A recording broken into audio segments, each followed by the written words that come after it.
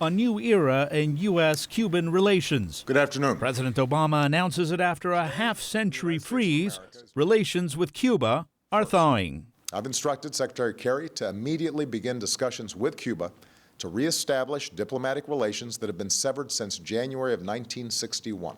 The changes?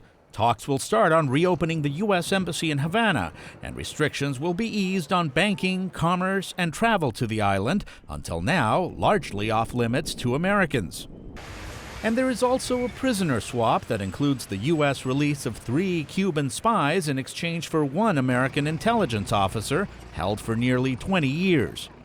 President Obama said he had received a personal appeal from Pope Francis, but it was Cuba's release of USAID contractor Alan Gross from a Cuban prison and his return to the U.S. on Wednesday that brought the president to announce a change.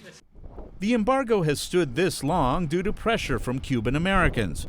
Criticism from Florida Senator Marco Rubio was quick and strong. This president is the single worst negotiator we have had in the White House in my lifetime, who has basically given the Cuban government everything it asked for and received no assurances of any advances in democracy and freedom in return.